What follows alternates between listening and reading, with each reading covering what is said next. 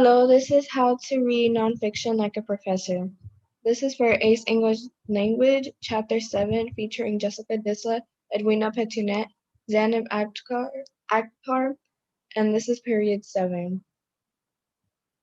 So the central topic about the whole chapter is that chronological order is super important, and so is subjective/perspective. For example, if you're a criminal and you're waiting for your trial, you must tell the lawyer everything that happened on the exact order just so they can help you. The same goes with subjective, because now the lawyer has to gather evidence that you didn't do the crime and take it into perspective on whether to keep certain parts of your story when telling the judge. The author of this book kept instigating perspective and chronological order, especially in pages 79 through 81. This is the example. Um, as you see, it says each one will experience it slightly differently based on his or her own subjectivity.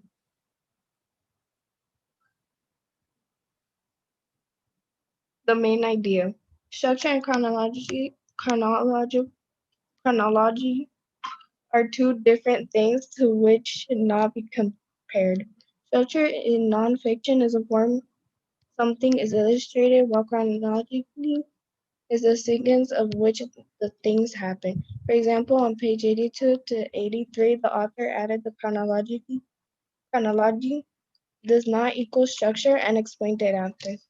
It's just a format, the text structure.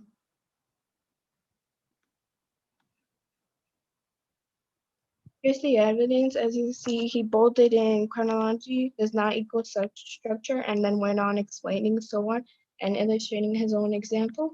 And this is just the other part of the example. Concept number 3. Structure can change the meaning of the entire book. For example, the climax of a book is super important because it leads to the future characters the future of the characters, good and bad. Another example is on this page.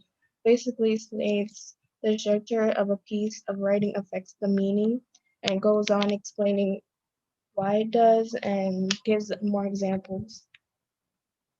Author's view on chronological order.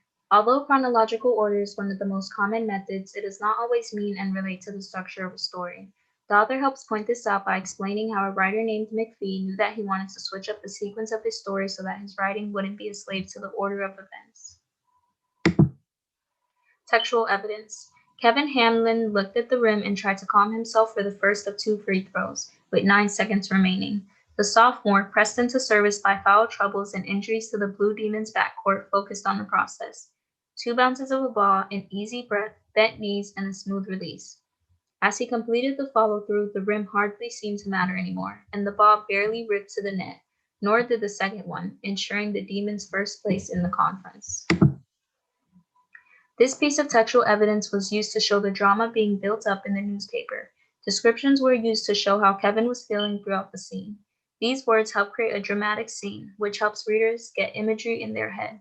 The way the story is set up, otherwise known as structure, can help create suspense in a story and make it more interesting to read. Another piece of textual evidence that was used was coming into the country. The author used this piece to state that not all stories have to be in chronological order. Often, using chronological order could mess with the outcome and cause the focus to be shifted from one subject to another. In Coming into the Country, the author created a story using a vast number of note cards. Then he arranged the note cards in an organizational pattern that will serve him best. This caused the story to be more interesting and not have extra words that might eat the reader's interest.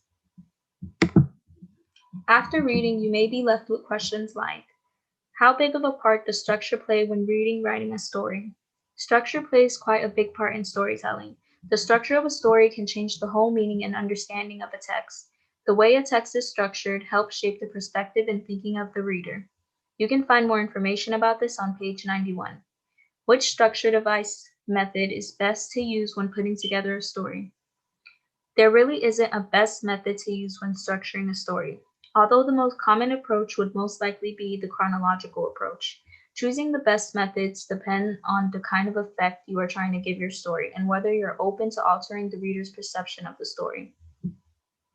What would be the point of an author starting off a story with the ending? A possible reason for this could be that the author wanted to ensure the reader really focuses on the events that are taking place in the story, instead of reading the story because they want to know how it ends. On page 80, the author states that a newspaper writing about a basketball game most likely will not include the chronological order of the game. It instead focuses on the psychology or the drama.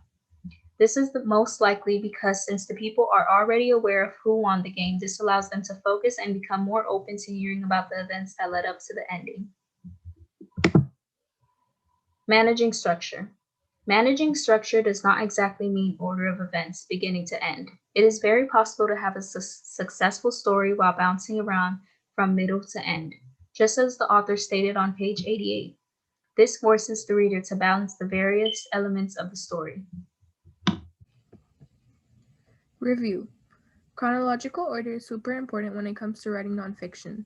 It helps us know the exact order that the event took place in, and it helps us understand the cause and effects of those events. Oftentimes, chronology is mixed with structure. However, there is a clear difference between the two. Structure is the form something is illustrated in, while chronology is the sequence of which that thing happened. Structure can easily change the meaning of the entire book. Sometimes, authors start off the story from the end. A possible reason for this could be that the author wants to ensure the reader really focuses on the events that are taking place in the story instead of reading the story just because they want to know how it ends. All this helps readers gain more interest in the story. The way you structure your story helps your readers follow the logic of your ideas and understand the overall point that is being given to them. How to Read Nonfiction Like a Professor for ACE English Language, Chapter 7 by Jessica Disla, Edwina Pitionet, and Zainab Akhtar, Period 8. And then this is the link to the Google Forms.